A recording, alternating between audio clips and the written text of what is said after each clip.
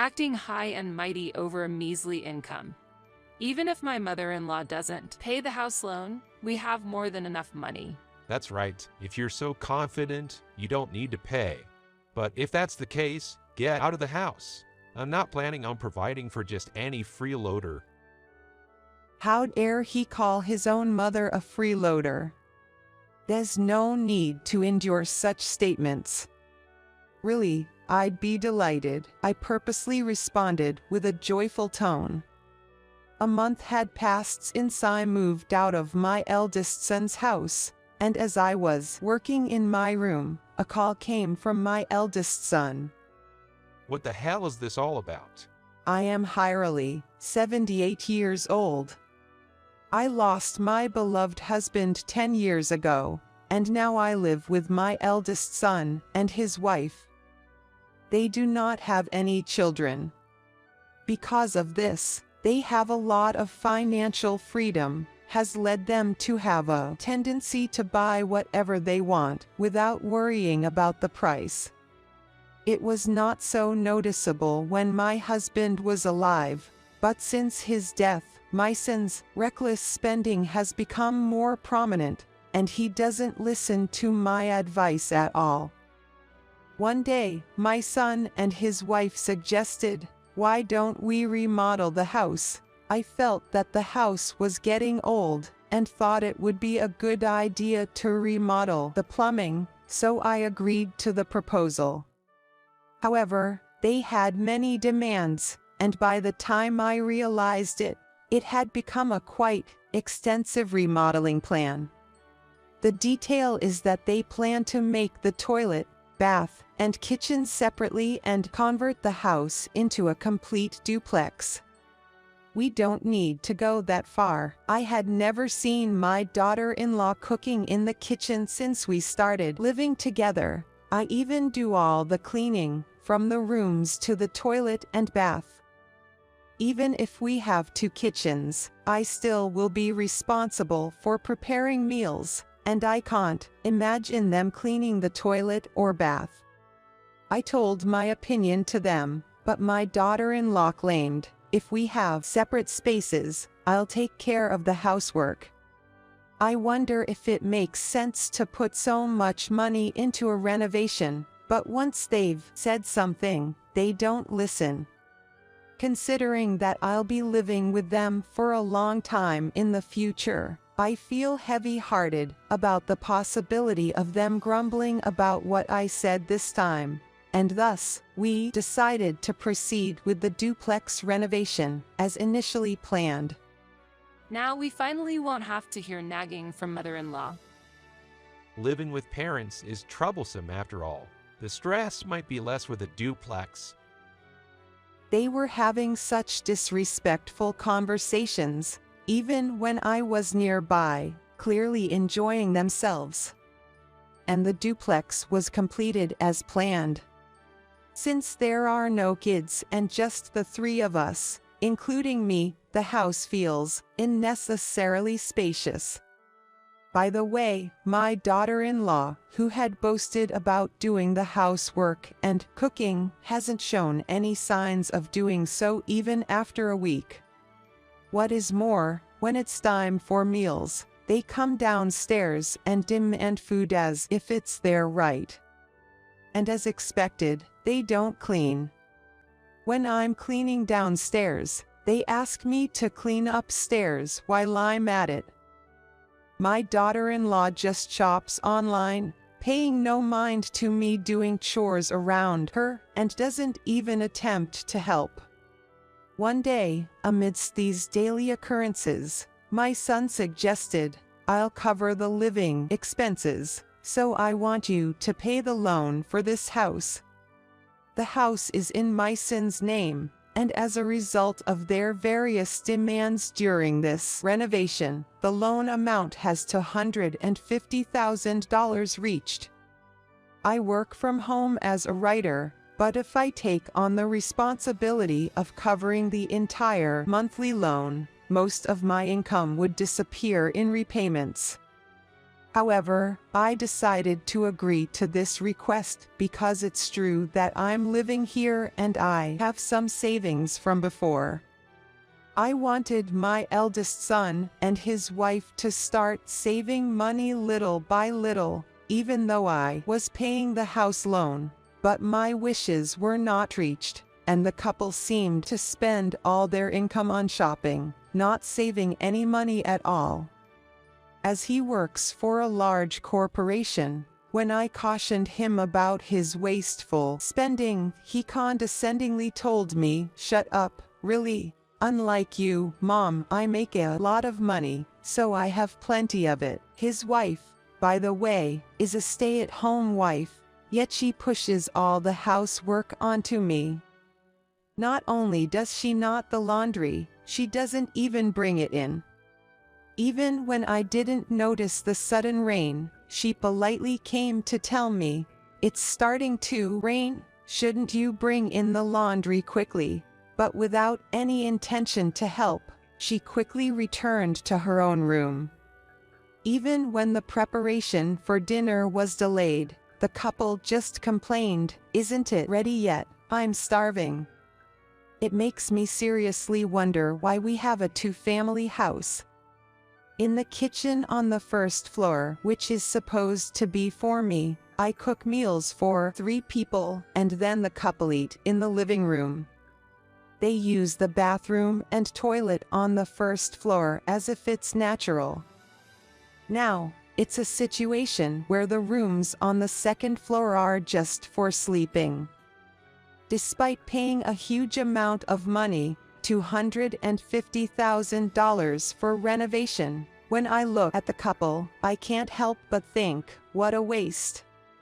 Despite having the renovation done, you hardly use the plumbing on the second floor, right? You, Catherine, you're a housewife, so why don't you do a little bit of cooking, laundry, and cleaning by yourself? We're a family, so it's fine, isn't it? You're better at cooking and cleaning, right? I'm not good at it, so I'll ask you to do it for me. Mom, I'm paying all the living expenses, so you're not in a position to complain. Indeed, living expenses are being paid by my eldest son, John. However, I'm paying a larger amount every month as a house loan. John, I'm working at home and paying the house loan. You know, when I objected in this way, the couple laughed scornfully. Even if you say you're working at home, your income is minimal, isn't it? The house loan is not a significant amount, so what are you bragging about? I was left speechless by my eldest son's words, and lost the will to retort. One day, the couple came back carrying a lot of bags from high-end brands. When I asked why they bought so many high-end items, the wife said, "Because it's our wedding anniversary today, we bought everything we wanted. We've always wanted to try this. Like the rich people we see in movies and dramas, we went on a luxury shopping spree." Like this, we need to indulge ourselves once in a while to relieve stress. While the couple seemed to be enjoying themselves, I couldn't understand why adults over 40 would impulsively buy high-end brands without thinking ahead, just because they were stressed and admired what they saw in movies and dramas.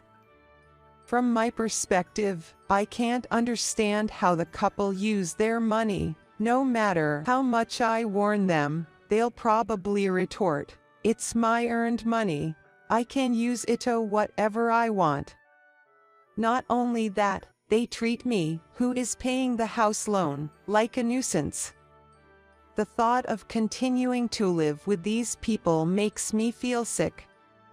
In the past, my second son and his wife suggested living together after seeing the attitude of the couple, but their 2 junior high school children are facing exams, and I'm sure it would be a bother if I live with them now.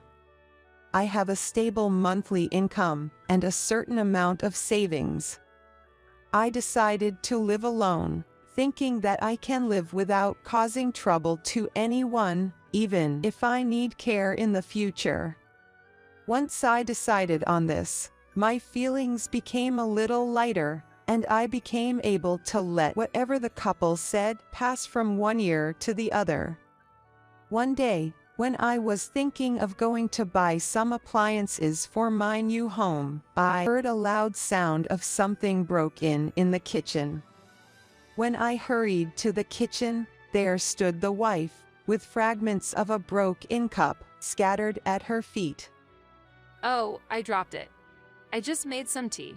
Oh, mother-in-law, could you clean this up for me? She said to me as if she were talking to a maid, without any shame. Catherine, since you're the one who broke it, shouldn't you clean it up? As I said this, my eldest son interjected. Mom, you're always doing the housework, so don't complain about such a thing. It's thanks to my income that you can live in this house, right? My eldest son's words got the approval of his wife, and I couldn't help but wonder who could say such a thing.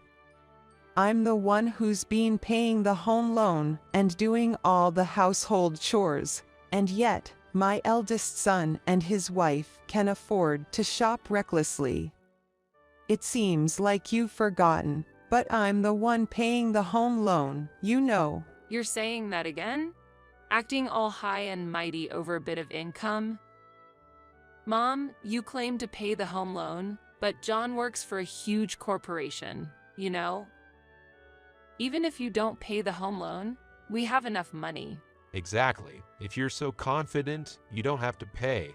But if that's the case, then get out of the house. I have no intention of supporting a mere freeloader. How dare they call their own mother a freeloader? There's no need to put up with this. Really, I'd be happy to, I replied, feigning joy. It's very lucky for them to tell me to leave. As the saying goes, strike while the iron is hot, let's take immediate action. I stopped paying the loan as they wished, packed my belongings, and moved to the apartment I had contracted within a week. When I was leaving the house, John said, "If you sincerely apologize, I wouldn't mind forgiving you, but it's nonsense for me to apologize." "No, thank you. To think of not seeing your faces makes me feel refreshed." What? If you beg me to stay later, it's too late. "That day will never come, so don't worry. Well, do your best from now on." Feeling exhilarated, I left the house. When I later informed my second son and his wife over the phone, they were worried, and even my grandchildren said, "You should live with us." But I had already arranged my new place, made the contract, and was looking forward to living alone for the first time in a long while, so I just thanked them for their sentiment. Writing and living solely for myself is quite exciting.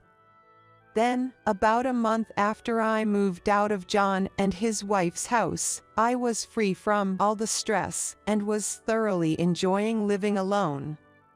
One day, while working in my room, I got a call from John. Mom, what's the meaning of this? "Yes, what is it?" There's a deduction of $2,000 for loan payments. "Huh, so what?" Just because we renovated, why is the monthly loan so high? This is absurd. I had thought that John underestimated the amount of the home loan. Despite graduating from a good university and working for a large corporation, he couldn't understand such a simple thing. I was astounded. Of course, the loan isn't going to be cheap after such a large-scale renovation of the entire house. He probably looked down on my income and thought it was an amount that could be paid off easily. Not usually caring about the price of things is causing problems. Despite my opposition, my eldest son and his wife had invested so much into nearly a full renovation. It was only natural that the cost was high. When I told him the total cost of the renovation, he said, What? That much? Wait a second. How has Mom been paying for this all this time? There's no way she could afford it on her income. Could it be from Dad's insurance, money or something? "Ha ha ha, no way, John. How much do you think I earn?" You only work a bit at home, so at most, you're making $150 to $200, right? "You know, I earn enough to make the monthly house payments." Huh? I never told my eldest son and his wife anything about my job or income. I figured if they knew, they'd just try to make me cover their living expenses too, and their spending would only increase even more.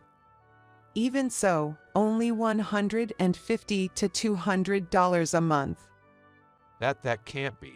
If the house loan is that high, we can't afford living expenses.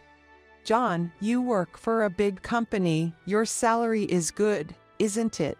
If you stop spending like you used to and live frugally, can't you manage? I also have credit card payments. It's impossible. Then you should just sell everything you've bought so far. You were buying a lot of high-end brands just the other day. Sell all of that, live frugally, and gradually pay off your debt. What are you saying now? You're acting so high and mighty. Why didn't you say this before? You're my mother. It's shameful for a grown man over 40 to be lashing out like this. It's not like I didn't warn him, but he kept on shopping. Where are you living right now, Mom? You're probably at my brother's place, right? No, that's not the case. I've rented a room in an apartment, so I'm living freely there. Don't tell me. You knew we were going toned up like this, and you've been preparing from before. What are you talking about? You guys told me to leave, didn't you? You said you'd stop paying the house loan, that your income was enough to handle the loan and living expenses. Are you going to blame me for that? After a silence, my eldest son asked if I would consider living together again. Why would I want to live together again after I've become able to live freely on my own? There's no way I'm doing that, right? I don't want to pay the house loan and do all the chores again. Seemingly left speechless by my firm refusal, my eldest son didn't have a response. A few weeks later, one day, a call came from my daughter-in-law. Mother-in-law. With just the two of us, this house is too big. It's lonely without you. Please come back. She said in a voice so sweet it was unlike anything I'd heard from her before. I couldn't help but think, if you just honestly say what's really going on, there's no need to lie so blatantly. John told you about my income and the house loan, didn't he? No matter what you say, I have no intention of coming back. You two need to live frugally. I've already told this to John too. It's too late. We've already made a lot of purchases on credit. It's lonely living alone in a small room, isn't it, mother-in-law? If we live together again, it'll be a win-win, won't it? My room is big enough for living alone, and sadly, I'm not lonely at all. I'm able to prepare my own meals, and without anyone to nag or complain, I can live comfortably. If I were with you guys, I would have to prepare meals for 3 people, do everyone's laundry and cleaning, and I would probably be forced to pay the house loan again. That's okay. I will do the chores. Just like you said, we will take care of our own things. No. Before the renovation, you said the same thing, didn't you? I'm not going to fall for the same trick again. With that, I hung up. My eldest son and his wife called me many times after that, but no matter what they said, I had no intention of returning to that house. I knew that if I did, I would just end up in the same situation. and knowing my income now, there was no doubt they were relying on my money. Several months passed, and my eldest son called me with a voice that sounded even more desperate than before. Mom, if you don't come back, we'll have to sell this house we worked so hard to renovate. Even if you tell me that now, all I can think of is, oh really? Well, why don't you sell it? There's hardly any memories left of my husband and I, since we had fully renovated it so much. A month after I said, well, that's a shame. It seems the eldest son's couple finally came to their senses and decided to sell the house reluctantly. And then they both complained to me, saying this wouldn't have happened if you had come back. It's all your fault. They put the house up for sale, but it didn't sell for the amount they hoped for, and only after a significant discount did they finally find a buyer. Even though they renovated, the house is quite old, and the location isn't great, so it's not a house that would sell at a high price in the first place. After selling the house, the eldest son's couple seems to have moved to a small apartment. The previous house was sold at a low price, but they still have to pay for the remaining loan. On top of that, they have credit card payments, so their debt seems to be quite large. The once close-knit eldest son's couple should cooperate and make payments little by little, but now they seem to be fighting every day because of the debt. The shared hobby of the eldest son's couple was to enjoy shopping freely, but with their current debt-ridden lifestyle, they can hardly afford such luxury. But the two of them, who are shopaholics, can't suddenly stop this hobby even though they have debts, and it seems they are secretly shopping. It seems to turn into a fight, with the sentiment of it's okay for me to shop, but I get angry when my partner does. The son said, I earned the money, so I can use it for whatever I want. And his wife said, we are a couple, so I also have the right to use the money. From a third-party perspective, the eldest son's couple, who are both trying to get their way, are equally to blame. Subsequently, the eldest son, who began to bring his home frustrations into the workplace and started yelling at his subordinates every day, was apparently demoted for power harassment. She keeps contacting me, asking for help. What do you do all day? When I asked her, she said she was just lazing around at home without working. Normally, before asking for help, you would go to work and use that income to repay your debt. Honestly, I don't care what happens to you, but if I were to give you one piece of advice, take action yourself before relying on others. I sent her my last piece of advice on life. I don't know if this resonated with her, but since then, she has stopped calling. I don't know what happened to them after that. It's been a year since I left that house where I lived with the eldest son's couple. I'm still working and living freely, but about a month ago, I started writing a feature article about a bakery for work. As I went around visiting bakeries to write the article, I became hooked on the charm of bread, and now I frequently attend bread-making classes. People of my generation, and even younger people in their 30s, come to the bread-making classes. Although the ages vary, it's a gathering of bread lovers, so the main topic is always about bread. We make bread together, chat about common topics while nibbling on freshly baked bread. I feel that even these ordinary moments are very happy times. The eldest son's couple used to find satisfaction in purchasing luxury brands and living in a spacious residence, but that only filled their hearts temporarily and didn't last long. In their pursuit of fulfillment, they became shopaholics, which eventually led to their significant debt. If the eldest son's couple can't find fulfillment outside of shopping, they won't be able to pay off their debt, and they won't be able to escape from their current situation. Rather than indulging in luxuries, I find much more happiness in baking bread with friends who share the same hobby, enjoying the fragrant aroma of freshly baked bread together.